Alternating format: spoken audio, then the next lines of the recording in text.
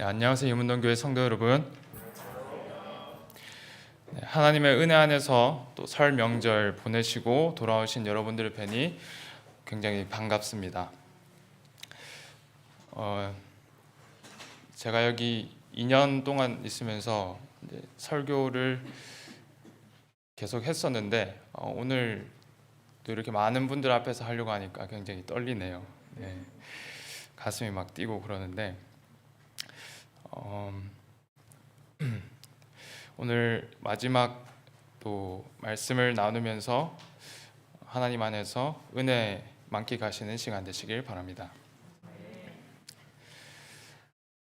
이제 고별 설교를 위해서 이 자리에 선 지금 이제 2년 전에 제가 군대에서 받은 전화가 하나 기억이 나는데요.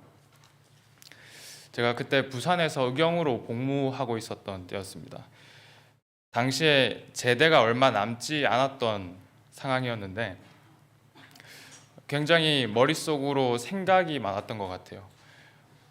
물론 저녁이 얼마 남지 않아서 이제 빨리 나가면 좋겠다 뭐 이런 희망에도 부풀어 있었지만 또 한편으로는 이제 복학하면은 어떻게 해야 될까? 학교 돌아가면 또 모르는 사람들도 많을 거고 앞으로 졸업까지도 얼마 안 남았는데 내 인생을 좀 잘 준비를 해야 될 텐데 뭐 이런 여러 생각들이 있었던 것 같아요. 그리고 제일 중요했던 것은 이제 학교로 돌아가서 학생 전도사를 어느 교회를 섬겨야 될까, 이 고민이 제일 컸던 것 같습니다. 근데 학생 전도사는 항상 이제 수가 부족한 상황이 많기 때문에 그때 전역할 쯤에 저한테도 몇 군데에서 연락이 왔었습니다. 몇 군데 교회에서 연락이 왔었는데 다들 막 우리 교회가 좋다, 우리 쪽으로 와라 뭐 이런 얘기들을 했었습니다. 뭐 학교에서 가깝다느니 아니면 밥이 맛있다느니 뭐 하다못해서 여청년이 많다느니 뭐 이런 얘기들을 많이 했었는데 저는 뭐 그런 말들을 들으면서 판단이 쉽게 안 서더라고요. 왜냐하면 말만 들었지 뭐 가서 본 것도 아니고 당연히 자기 교회가 제일 좋다고 하지 않겠어요? 그래서 어떻게 해야 될까? 전 그 고민을 한 몇 개월을 했던 것 같습니다. 어느 교회를 가야 하는가. 그렇게 하다가 저는 결국 하나님께 이 선택을 내려놔야겠다라는 생각을 하게 됐습니다. 근데 이게 제가 뭐 신앙이 엄청나서 이 선택을 했다기보다는 선택 장애가 있었던 것 같아요. 그 식당에 가면은 뭐 저기 우동도 있고 뭐 김치볶음밥도 있고 맛있는 게 많은데 오늘 뭐 먹어야 될지 모르겠다. 야, 너가 정해주는 거 내가 오늘 먹을게. 약간 이런 뉘앙스였던 것 같습니다. 그렇게 저는 정할 수가 없어서 저에게 왔던 연락들을 다 내려놓고 동중한 앞에 청소년부로 전화를 걸어서 제가 곧 전역하는 신학생인데 혹시 2021년부터 봉사할 수 있는 교회가 어디 있을까요? 이렇게 여쭤봤었습니다. 근데 생각보다 답이 빨리 오더라고요. 네. 며칠 지나지 않아서 바로 전화가 왔습니다. 그 목사님께서 마침 이문동교회 학생 전도사 자리가 났는데 거기로 가면 될 것 같다 이렇게 말씀을 하시더라고요. 당시 저는 뭐 물론 학교에서 서울 생활을 2년 정도 했지만 이문동교회라는 그 이름을 들었을 때 이문동이 도대체 어디지? 라는 생각이 들어서 전화가 이제 끊긴 이후로 바로 네이버에 이문동 교회를 이렇게 쳤었던 기억이 납니다. 위치가 회기로 떠서 여기 있는 곳이구나, 이제 나중에 가봐야겠다 이렇게 생각을 했었는데 여튼 저는 그런 어떤 과정을 통해서 이문동 교회를 오게 되었고 벌써 이곳에 온 지 2년이 지나서 이제 고별 설교를 하고 있습니다. 저도 굉장히 신기하고 아직 실감이 잘 안 나는 것 같아요. 이제 제가 이문동 교회로 오게 된 이야기는 여기로 마무리를 하고 오늘 여러분과 말씀을 들어가기 전에 먼저 하나 이야기해보고 출발해 보도록 하겠습니다. 여기 화면에 보시는 바와 같이 B, C, D 알파벳이 있는데요. 어떤 철학자가 말하기를 우리의 삶은 B와 C와 D라고 했습니다. 그러니까 우리의 삶이 B와 D 사이에 있는 C라는 말이죠. 이게 무슨 뜻인지 혹시 아시나요? 아마 우리 학생들은 학교 수업에서 들어봤을 수도 있고 또 청년분들은 대학교 수업에서 교수님이 한번 말씀을 하셨을 수도 있습니다. 잘 모르시겠나요? 네, 정답은 birth와 choice 그리고 death입니다. 삶은 태어나서 죽는 것 사이에 우리는 계속해서 선택의 연속이라는 것이죠. 사실 이 말이 모두에게 공감이 갈지 모르겠지만 저에게는 공감이 갔었습니다. 왜냐하면 제가 이 교회로 오게 된 것 역시도 사실 교회를 선택하지 않는 걸 선택했기 때문에 이곳에 오게 된 것처럼요. 이 B, C, D라는 말은 우리 삶에서 중요한 게 선택이라는 것을 알려줍니다. 그럴 수밖에 없는 것은 사실 우리가 태어나는 것과 죽는 게 우리 마음대로 할 수 없는 것이기 때문입니다. 여기 있는 분들 중에 본인이 원해서 태어나신 분 계신가요? 네. 눈을 떠보니 태어나 있었고 그렇게 된 거 아닌가요? 죽는 것도 마찬가지입니다. 우리가 죽는 것을 어떻게 할 수가 없습니다. 물론 요즘엔 의료기술이 많이 발전해서 그 기술과 함께 건강한 음식도 먹고 하면 오래 살 수도 있습니다. 길게는 100년, 혹시는 200년까지 살 수 있을지도 모르죠. 하지만 결국엔 우리는 죽습니다. 그렇다면 우리 마음대로 가능한 것은 오직 이 선택이겠죠. 우리가 할 수 있는 것에 집중해야지 할 수 없는 것에 매여 있어봤자 달라지는 것은 없습니다. 우리가 선택을 어떻게 하느냐에 따라 우리 삶은 완전히 달라질 것입니다. 그럼 이제 그 다음에 중요한 것은 그렇다면 무엇을 선택해야 하는가인 것이죠. 우리는 오늘 본문에 등장하는 한 인물에게 역사하신 하나님을 통해 무엇을 선택해야 하는지 이야기해 보려고 합니다. 다 함께 사무엘상 1장 1절로 20절 말씀을 보시겠습니다. 성경책을 가져오신 분들은 성경책을 펴셔서 사무엘상 1장 1절을 펴주시고요. 혹시 휴대폰에 성경이 있으신 분들은 한번 찾아보시면 되겠습니다. 오늘 여기에 함께하신 학생 그리고 청년분들이 계시기 때문에 세 번역 버전으로 함께 읽어보도록 하겠습니다. 제가 읽겠습니다. 에브라임 지파에 속한 숲의 자손 엘가나라는 사람이 에브라임의 산간 지방에 있는 라마다임에 살고 있었다. 그의 아버지는 여로함이었고 할아버지는 엘리우이고 그 윗대는 도후이고 그 윗대는 숲이다. 엘가나에게는 두 아내가 있었는데 한 아내의 이름은 한나요, 또 한 아내의 이름은 브닌나였다. 브닌나에게는 자녀들이 있었지만 한나에게는 자녀가 하나도 없었다. 엘가나는 매년 한 번씩 자기가 사는 성읍에서 실로로 올라가 만군의 주님께 경배하며 제사를 드렸다.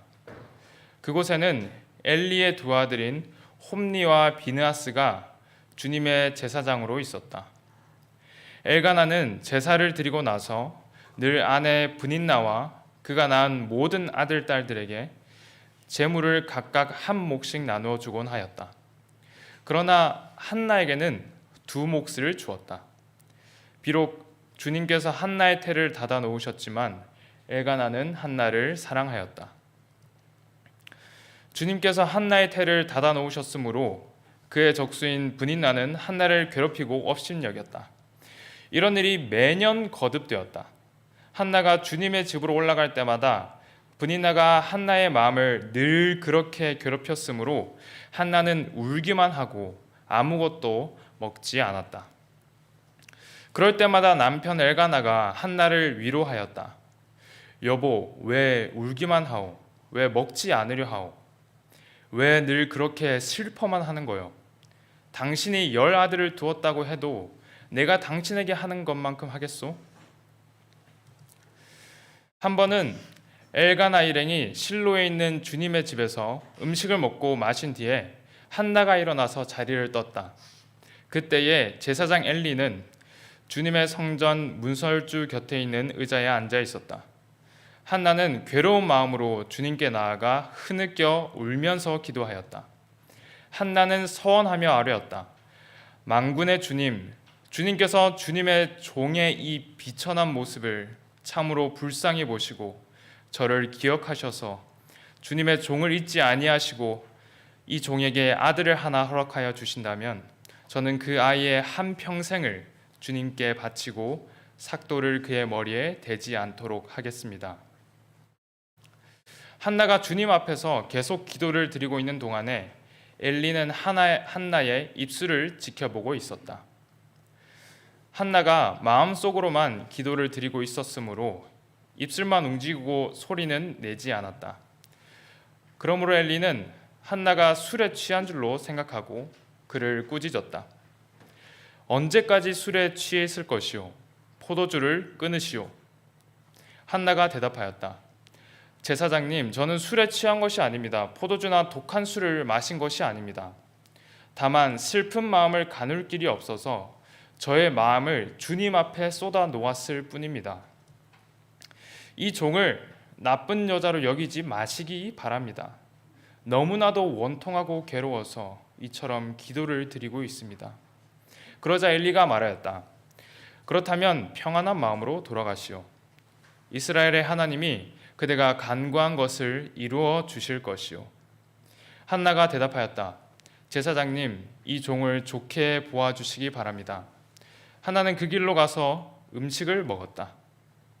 그리고 다시는 얼굴에 슬픈 기색을 띠지 않았다. 다음 날 아침 그들은 일찍 일어나 주님께 경배를 드리고 나서 라마에 있는 집으로 돌아왔다. 엘가나가 아내 한나와 동침하니 주님께서 한나를 기억하여 주셨다. 한나가 임신을 하고 다리 차서 아들을 낳았다. 한나는 주님께 구하여 얻은 아들이라고 하여 그 아이의 이름을 사무엘이라고 지었다. 아멘. 네, 오늘 우리가 주목할 사람은 여기 등장하는 여인 한나입니다. 흔히들 사무엘의 어머니로 많이 알고 계시죠. 먼저 그녀의 배경을 잠깐 살펴보겠습니다. 한나에게는 엘가나라는 남편이 있었습니다. 그가 여기 성경에서는 에브라임 지파에 속했다고 되어 있지만 실제로는 에브라임 지파의 땅에 속한 사람이었지, 나중에 사무엘의 족보를 따져보면 그 사람이 레위 지파임이 드러납니다. 때문에 그는 경건한 믿음을 가진 사람이었고, 이것은 오늘 본문 3절에 매년 한 번씩 실로로 가서 제사를 드렸다는 것을 통해 알 수 있습니다. 또 그는 두 아내를 데리고 있었는데요. 오늘 등장하는 한나와 또 다른 아내 브닌나가 바로 그들이었습니다. 엘가나는 둘 중에 누구를 더 사랑했을까요? 네, 한나를 더 사랑했습니다. 여러분 성경을 펴셔서 1장 5절을 한번 보시기 바랍니다. 엘가나가 한나를 더 사랑했다는 표현이 있습니다. 그래서 그런지 브닌나는 한나를 계속 괴롭혔습니다. 아마 여자들의 일반적인 질투심과 시기심이 아니었을까 싶은데요. 근데 그녀의 질투와 시기심은 그냥 보통 정도가 아니었던 것 같아요. 6절에 보시면 그의 적수라고 표현된 것만 봐도 그렇습니다. 한나의 적은 브닌나였던 것이죠. 또 이 일이 일회성으로 그치지 않고 괴롭히는 게 계속해서 이어졌다는 것을 우리는 1장 7절 말씀을 통해서 또 알 수 있습니다. 심지어는 한나가 기도하러 나아갈 때에도 괴롭혔다고 기록되어 있습니다. 아무리 저희가 구박하고 못살게 굴어도 예배 드리러 가는 사람을 괴롭히지는 않지 않나요? 저도 어렸을 때 좀 미운 사람이 있고 해도 뭐 그 친구가 교회 가서 예배 드린다거나 뭐 기도하면은 저는 이렇게 손을 못 댔었거든요.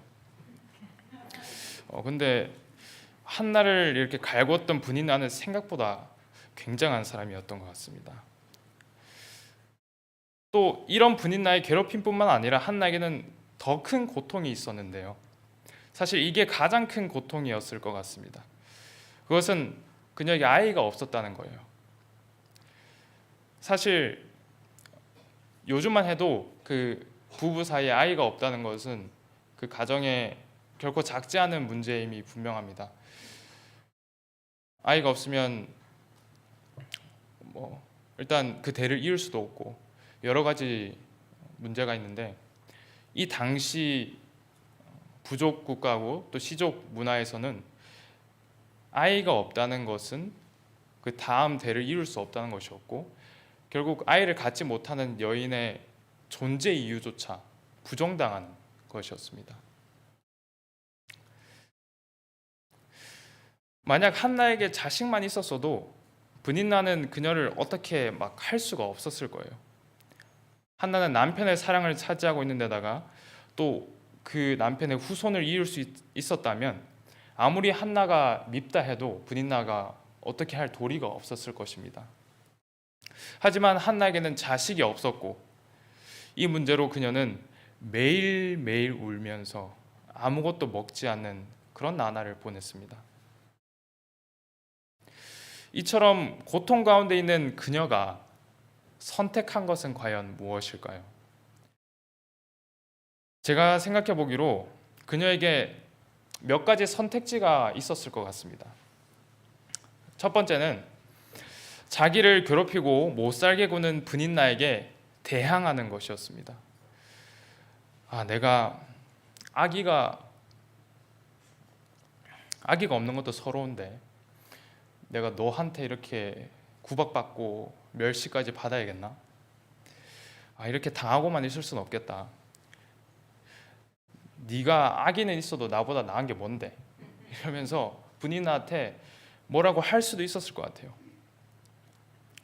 그리고 두 번째 선택지는 자신에게 아이를 주지 않는 하나님을 원망할 수도 있었을 것 같습니다. 아무리 노력하고 아무리 뭘 해도 아이가 생기지 않는 거예요. 지금처럼 의료기술이 발달하고 약이 있었던 것은 아니겠지만 아이를 낳을 수 있다면 약초든 뭐든 다 찾아다녔을 거 아닙니까? 그런 그녀에게 아이를 주지 않는 하나님을 원망했을 것 같습니다. 또 성경에서는 6절을 보시면 하나님께서 한나의 태를 닫아 놓으셨다라고 합니다. 하나님이 아이를 주지 않기로 작정하신 것을 한나는 알았는지 몰랐는지는 저는 모릅니다만 아마 그런 하나님을 찾아가서 따지고 원망했을 수도 있지 않았을까 이렇게 생각을 해봅니다. 그리고 마지막 세 번째는 이제 아무 짓을 해도 어떤 짓을 해도 아이가 생기지 않으니까 어느 정도 체념을 하고 다른 방법을 찾는 것이죠. 예를 들면 라헬처럼요. 창세기에 등장하는 야곱의 아내 라헬도 아이가 없어서 그녀의 몸종을 통해 아이를 가지게 했듯이 한나도 아마 이런 방법을 사용할 수 있지 않았을까 생각이 듭니다. 근데 사실 이것은 저의 어떤 상상이고 저의 생각일 뿐이지 정말 한나가 이걸 생각하고 행동을 했다는 것은 아닙니다. 이것은 참고만 하시면 될 것 같고요. 근데 한나는 위의 것들 말고 다른 것을 선택했습니다. 그녀는 고통 가운데서 다름 아닌 하나님께 나아갔습니다. 하나님께 기도하는 것을 한나는 선택한 것이죠. 여러분, 우리가 지푸라기라도 잡는다라는 속담이 있습니다.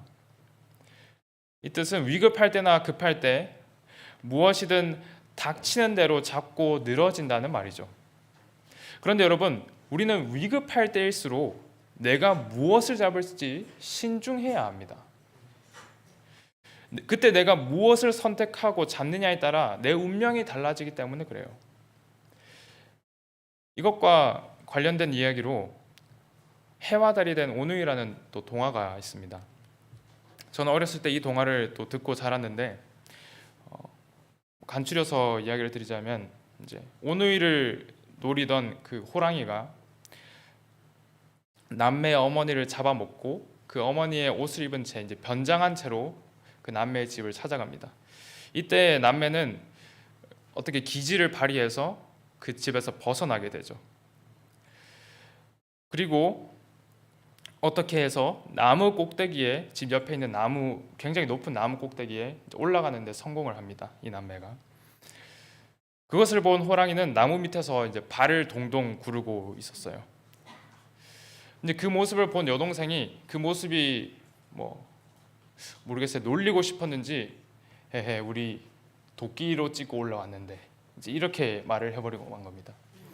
그래서 호랑이는 옳구나 싶어서 도끼로 이제 찍으면서 나무를 올라가게 되었죠. 이제 남매는 어떻게 할 수가 없는 진짜 진퇴양난 그 상황에 빠지게 됩니다. 그때 남매는 어떻게 하죠? 아마 하나님이 아니고 천지신명님께 이제 동아줄을 내려주세요, 이렇게 기도하게 됩니다. 남매를 향해 내려온 그 동아줄은 그들을 안전하게 그리고 흔들리지 않게 하늘로 데리고 갔죠. 그리고 나무 꼭대기에 도착한 호랑이는 나도 동아줄을 달라고 기도해야겠다 해서 동아줄 내려주세요, 이렇게 기도를 합니다. 근데 호랑이한테 내려온 줄은 뭐였나요? 네, 썩은 줄이었습니다. 호랑이는 그게 동아줄인 줄 알고 자꾸 올라갔는데 중간에 실이 계속 풀리더니 결국에는 끊어져서 땅에 떨어집니다. 호랑이 결국 죽고 말죠. 여러분, 우리에게는 여러 선택지가 있는 것처럼 보입니다. 요즘 뜬다는 많은 트렌드들이 있죠. 주식이라든가 부동산이라든가 메타버스라든가 여러 가지 것들이 있습니다. 그런데 이것들은 지금은 괜찮아 보이지만 나중에는 어떻게 될지 아무도 모릅니다. 시간이 지나면 다시 역전되어 버리고 말죠. 조금만 바람이 불면 다시 흩날리고 맙니다. 마치 우리가 지푸라기라고 하는 것처럼요. 아무리 지푸라기를 잡는다 해도 지푸라기는 결국 지푸라기입니다. 우리를 결코 잡아주지 못해요. 굳건하게 버텨주지 못합니다. 호랑이가 잡은 그 썩은 동아줄처럼요. 시간이 지나면 끊어지고 말 겁니다. 우리가 무언가를 선택한다는 것은 그것을 신뢰한다는 것입니다. 하루가 다르게 변하는 이 세상 속에서 우리가 가져야 할 유일한 기준으로서의 선택은 무엇일까요? 불변하지 않는 것, 변하지 않는 기준, 상황에 따라 변할 수가 없는 기준, 어떤 시대와 논리에도 앞서는 기준을 붙드는 것이야말로 우리가 일생에서 경험하는 선택의 갈등에서 해방될 수 있는 유일한 길일 것입니다. 이 불변하는 기준을 오늘 본문의 여인은 붙잡았습니다. 그녀는 곧바로 하나님께 나아갔습니다.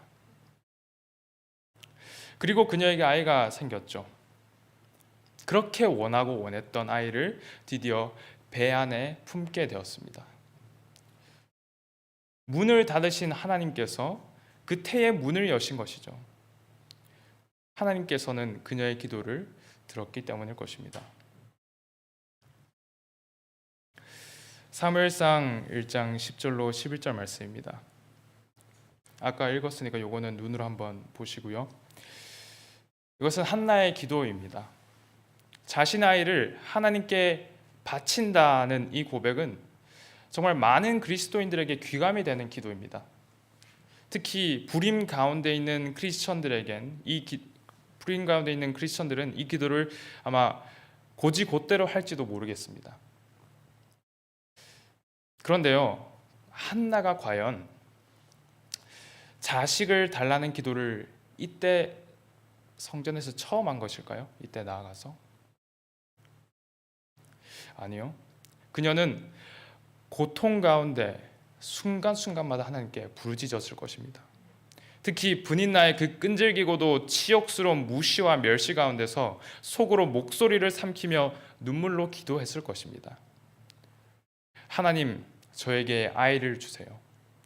내 아이를 주세요. 분인나에게 무시당하기도 싫고 이젠 아이 없는 가운데 고통당하기도 싫습니다. 저도 남편의 후손을 잇고 싶습니다. 제발 저에게 아이를 주세요.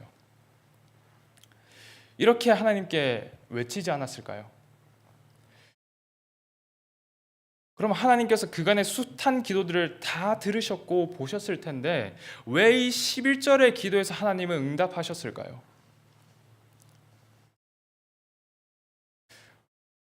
우리는 언뜻 한나의 기도를 이렇게 오해하기 쉬울 것 같습니다. 하나님, 저에게 아이가 생겼으면 좋겠어요. 그런데 아무리 노력해도 아무리 기도를 해도 저에게 생기지가 않네요. 그럼 이렇게 합시다. 하나님, 저에게 아이를 생기게 해주시면 그 아이를 하나님께 드릴게요. 그럼 됐죠? 하나님한테도 좋고 나도 좋고 거래성사 아닌가요? 아이 문제뿐만 아니라 우리는 거의 모든 기도에서 이렇게 합니다. 하나님, 돈을 많이 벌고 싶습니다. 그런데 돈이 안 벌리네요. 그럼 우리 이렇게 합시다. 돈을 많이 벌게 해주시면 그 돈들을 가난한 사람들에게 줄게요. 이게 하나님 뜻이잖아요. 그럼 됐죠. 나도 좋고 가난한 사람도 좋고요. 이 관점은 꽤나 합리적이고 괜찮아 보입니다. 하나님께서 누이 좋고 매부 좋은 일, 한마디로 윈윈하는 그 일을 하시는 분이라고 생각할 수가 있습니다. 그러나 하나님은 그런 분이 아니시죠. 한나는 이 기도를 하기 전에도 계속해서 하나님께 나아갔습니다. 아들을 달라고, 이 고통에서 건져내 달라고 말입니다. 그런데 아시나요, 여러분? 한나는 하나님 앞에 기도로 나아갔지만 단 한 번도 하나님을 선택한 적이 없었습니다. 그녀에게 있어서 하나님은 그녀의 자식보다 덜 중요했습니다. 한나는 하나님 앞에 서서 하나님이 아닌 자신의 자식을 선택했습니다. 하나님께서는 자기 앞에 있는 이 여인이 내가 아니라 내 손으로부터 나오는 것들을 선택하는 그 모습을 계속 봐오신 거예요. 한나는 하나님이 아니라 하나님의 손에 쥐어진 것들을 계속 바라봤던 것입니다. 어렸을 때 저희 아버지께서 퇴근하고 돌아오실 때 저희 쌍둥이를 위해서 과자를 이렇게 싸오신 적이 있습니다. 검은 봉다리에 이렇게 싸서 사오셨는데 그때 저와 제 쌍둥이는 아버지한테 이렇게 달려가 안기고는 반갑게 맞이하고 아버지 손에 있는 그 과자를 보고 굉장히 기뻐했던 기억이 있습니다. 근데 그 모습이 아버지는 보기가 좋았던지 아버지는 퇴근하고 오실 때마다 작은 간식거리를 계속해서 이렇게 사오셨습니다. 그러자 어느 순간부터 저희는 돌아온 아버지를 안아줄 틈새도 없이 과자만 이렇게 쏙 빼가지고 방으로 들어가 버렸습니다. 그때 아버지는 무슨 생각을 하셨을까요? 아버지는 우리가 아버지 손에 들려있는 것만 보는 게 아니라 자신을 봐줬으면 하지 않았을까요? 나와 눈을 마주쳤으면 좋겠다 이렇게 생각을 하지 않으셨을까요?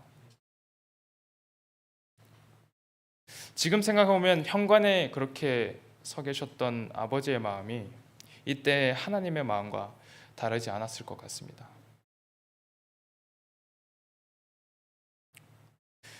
사무엘상 1장 19절 말씀입니다. 하나님께서 19절에서 그녀를 한나를 기억하시고 그녀의 기도에 응답하신 것은 비로소 그녀가 자신의 아들이 아닌 하나님을 구했기 때문입니다. 여러분 1장 11절을 펴서 한번 다시 보시기 바랍니다. 사무엘상 1장 11절을 펴서 한번 다시 보시기 바랍니다. 이 고백은 나는 이제 다른 그 누구도 아닌 하나님을 선택합니다. 이것이 바로 그녀의 고백이었습니다. 그녀에게 아들 사무엘은 자신보다 더 소중한 존재였어요. 그토록 기도하고 원했던 아들을 하나님께 바친다뇨. 이것은 마치 창세기의 모리아 산에서 아브라함이 아들 이삭을 제물로 바치는 그 상황과 같은 것 같습니다. 한나의 저 고백은 앞서 우리가 이야기했던 그런 거래 형식과는 완전히 다릅니다. 하나님이 바보이실까요? 우리가 진정으로 무엇을 마음에 원하고 선택하는지 모르시는 분일까요? 결코 아닙니다. 우리의 머리카락 개수도 세시고 폐와 장기까지도 살피는 그분께서 우리 속마음을 모르시겠습니까? 한나에게 중요한 것은 이제 하나님께서 주시는 그것들이 아니라 바로 하나님이었기 때문에 하나님은 응답하셨고 그녀를 기억하셨습니다. 왜냐하면 하나님은 그녀가 자신을 선택하기를 그 무엇보다 바라셨기 때문입니다. 만물을 창조하시고 다스리는 하나님께서 그 아이 한 명 만드시는 것이 뭐가 어렵겠습니까? 하나님은 사무엘의 어머니인 한나가 아니라 자신의 딸이자 귀중한 자녀로서 한나를 바라보셨습니다. 그래서 그녀가 가장 귀하고 소중한 것을 선택하기 바라신 것입니다. 이렇게 보면 그녀가 하나님을 선택하는 기도를 할 수 있었던 건 다름 아닌 하나님의 은혜입니다. 만약 그녀에게 처음부터 아이가 주어졌다면, 그와 같은 고통의 시간들이 그녀에게 없었다면 하나님을 선택하는 기도를 올릴 수 있었을까? 선하고 신실하신 하나님께서 그녀를 그렇게 인도해 오신 것입니다. 하나님은 우리 삶의 선택들을 통하여서, 우리가 내리는 선택들을 통하여서 우리를 인도하십니다. 결코 그분은 강제로 하지 않으십니다. 우리 앞에 있는 이 선택의 순간들이, 우리가 맞닥뜨리는 그 선택의 순간들이 때로는 달갑지 않을 수도 있으나 하나님의 인도하심을 신뢰하시는 저와 이문능교회 성도 여러분이 되시길 바랍니다. 그녀의 기도는 정말로 진지하고 간절했나 봅니다. 그 옆에서 그 모습을 지켜본 엘리제 사장이 술 취했냐고 정신 차리라고 한 걸 보면 말입니다.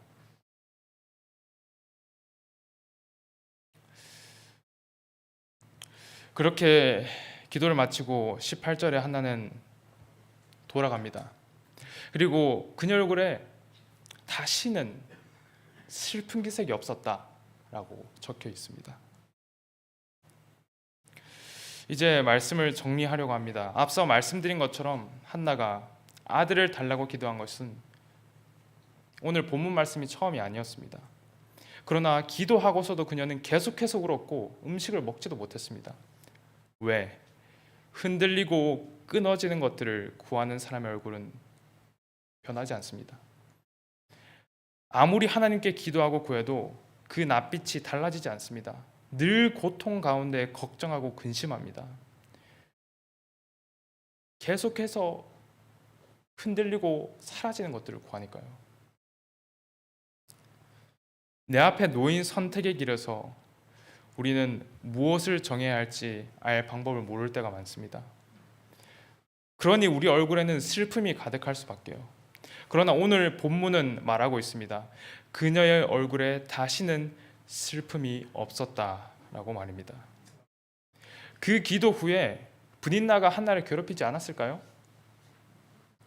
임신이 됐는지 안 됐는지 지금과 같이 초음파가 있어서 알 도리가 있었을까요? 임신이 됐을까? 한나는 그 모든 것들이 여전히 있는 가운데도 불구하고 이제는 더 이상 슬퍼하지 않았습니다. 눈물 흘리지 않았습니다.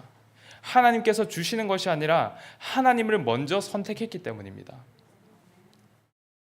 그렇습니다. 또 그렇다고 한나가 하나님만 선택하고 아무것도 안 한 것은 아니죠. 또 바로 다음 날 그녀는 남편과 동침했고 그때 이것을 통하여 아이가 생기게 되었으니까요. 저는 하나님만 선택하는 것 말고는 아무것도 하지 말라는 이야기를 하는 게 아닙니다. 오히려 그 반대이죠.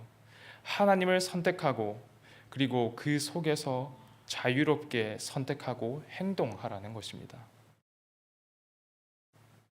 위대한 신학자이자 신앙인인 성 어거스틴도 이렇게 말을 했습니다.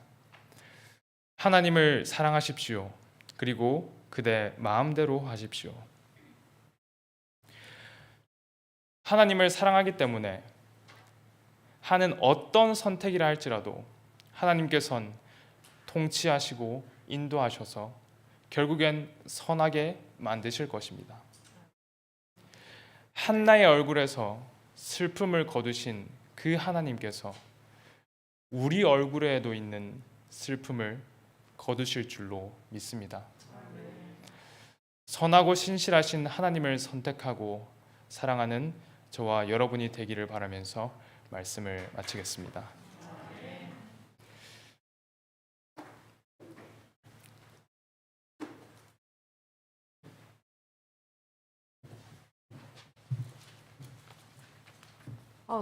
오늘처럼 이렇게 말씀이 더 잘 들어오고 와닿는 게 진짜 너무 감사합니다.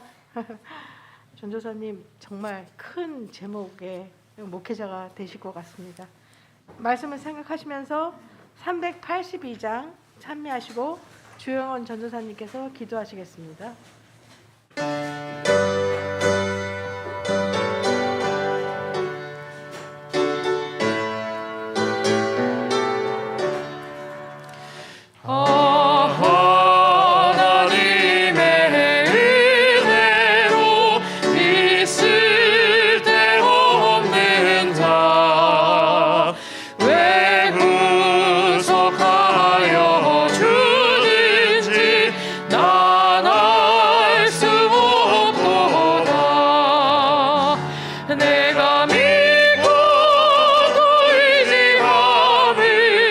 내 모든 형편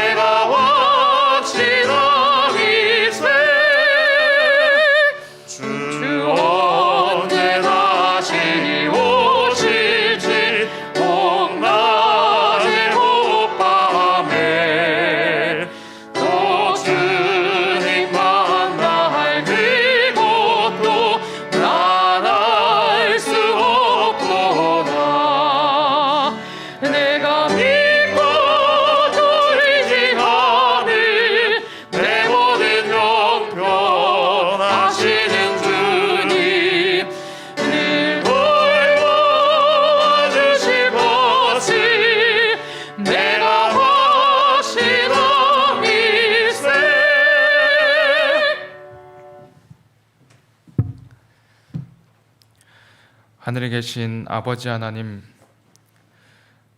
저희를 사랑하시고 먼저 선택하여 주시니 감사합니다. 아버지 하나님, 하루하루가 흘러가고 그 하루 속에서 계속해서 달라지는 우리의 기준들과 또 가치들을 볼 때 우리는 흔들리지 않는 굳건한 것들 위에 서고 싶습니다만 계속해서 흔들리고 부서져 버리고 마는 것들 위에 서 있는 자신을 보게 됩니다. 아버지 하나님, 우리의 반석 되신 아버지 하나님께서 우리를 그 위로 초청하여 주시고 또 우리는 그 초청에 응하여 아버지 하나님을 선택할 수 있도록 도와주시옵소서.